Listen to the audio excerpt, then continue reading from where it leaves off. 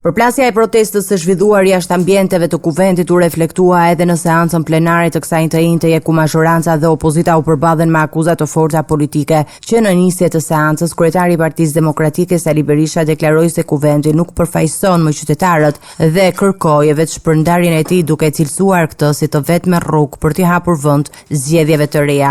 Kërkoj edhe një herë përfundimin e këtij parlamenti masi këta deputet në mënyrë absolute nuk përfaqësojnë qytetarët shqiptar, përfaqësojnë votat e plaçkitura me banda, me para krimi, votat e plaçkitura me patronazhist, votat e plaçkitura në shumë mënyra tjera. Nga ana tjetër, kreu i grupit parlamentar të Partisë Socialiste Tauland Balla e përqendroi fjalën te incidentet e regjistruara gjatë protestës. Ai dënoi sulmet ndaj efektive të policisë së shtetit dhe u bëri thirrje organeve të drejtësisë të veprojnë ndaj autorëve të dhunës.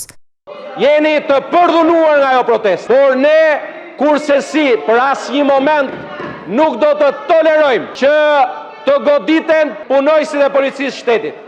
Gjaku i punojësve të policisë shtetit është gjaku i vetë shtetit.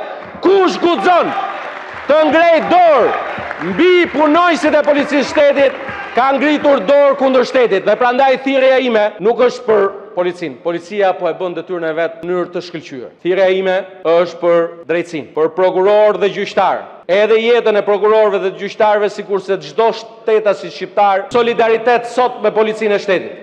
Në përgjigje të deklaratave të majorancës, Berisha akuzoi policinë e shtetit për përdorim të forcës ndaj protestuesve dhe tha se qeveria nuk gëzon më mbështetjen e qytetarëve, sipas tij reagimi i forcave të rendit ndaj protestës ishte i pajustifikuar.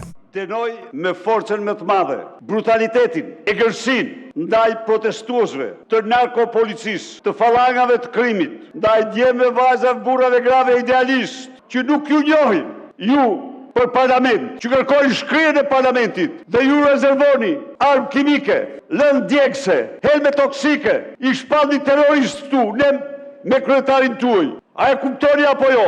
Si mund të përfaqësoni ju qytetarët? Qytetarët i përfaqësojnë ata, të cilët kërkojnë Tikë Edi Rama, njeriu që ndërtoi në Shqipëri shtetin e drogës.